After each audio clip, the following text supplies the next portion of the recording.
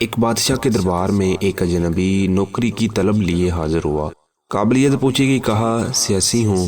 بادشاہ کے پاس سیاستدانوں کی بھرمار تھی۔ پھر بادشاہ نے اسے خاص گھوڑوں کے استبل کا انچارج بنا لیا جو حال ہی میں فوت ہو چکا تھا۔ چند دن بعد بادشاہ نے اس سے اپنے سب سے مہنگے اور عزیز گھوڑے کے متعلق دریافت کیا۔ اس نے کہا نسلی نہیں ہے۔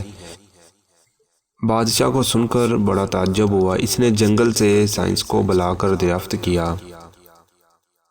اس نے بتایا گھوڑا نسلی ہے، لیکن اس کی پیدائش پر اس کی ماں مر گئی تھی۔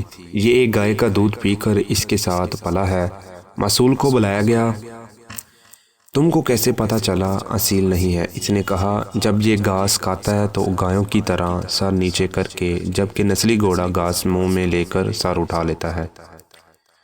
بادشاہ اس کی فراست سے بہت متاثر ہوا۔ مسئول کے گھر اناج، گھی، بنے دمبے اور پرندوں کا اعلیٰ گوشت بطور انعام بھجوایا۔ اس کے ساتھ ساتھ اسے ملکہ کے محل میں تعینات کر دیا۔ چند دنوں بعد بادشاہ نے مصائب سے بیگم کے بارے میں رائے مانگی۔ اس نے کہا دورو دوار تو ملکہ جیسے ہیں، لیکن شہزادی نہیں ہے۔ بادشاہ کے پیروں تلے سے زمین نکل گئی۔ حواس بحال کیے، ساس کو بلاوا بھیجا، معاملہ اس کے گوش گزار کیا۔ اس نے کہا حقیقت یہ ہے تمہارے باپ نے میرے خاوند سے ہماری بیٹی کی پیدائش پر ہی رشتہ مانگ لیا تھا، لیکن ہماری بیٹی 6 ماہ میں ہی فوت ہو گئی تھی۔ چنانچہ ہم نے تمہاری بادشاہ سے قریبی تعلقات قائم کرنے کے لیے کسی کی بچی کو اپنی بیٹی بنا لیا۔ بادشاہ نے مصائب سے دریافت کیا تم کو کیسے علم ہوا؟ اس نے کہا اس کا خادموں کے ساتھ سلوک جاہلوں سے بدتر ہے۔ بادشاہ اس کی فراست سے خاص متاثر ہوا۔ بہت سارا اناج، بھیڑ بکریاں بطور انعام دی۔ کچھ وقت گزرا، مصائب کو بلایا، اپنے بارے میں دریافت کیا۔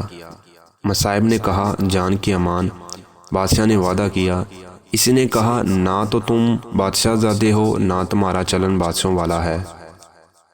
بادشاہ کو بہت غصہ آیا، مگر جان کی امان دے چکا تھا۔ سیدھا والدہ کے محل پہنچا۔ والدہ نے کہا یہ سچ ہے، تم ایک چرواہے کے بیٹے ہو، ہماری اولاد نہیں تھی تو تمہیں لے کر پالا۔ بادشاہ نے مصائب کو بلایا اور پوچھا بتا تجھے کیسے علم ہوا؟ اس نے کہا بادشاہ جب کسی کو انعام کرام دیا کرتے ہیں تو ہیرے موتی جواہرات کی شکل میں دیتے ہیں، لیکن آپ بھیڑ بکریاں کھانے پینے کی چیزیں عنایت کرتے ہیں۔ یہ اسلوب بادشاہ زادے کا نہیں، کسی چرواہے کے بیٹے کا ہی ہو سکتا ہے۔ عادتیں نسلوں کا پتہ دیتی ہیں۔ عادات، اخلاق، طرز عمل خون اور نسل دونوں کی پہچان کرا دیتی ہیں۔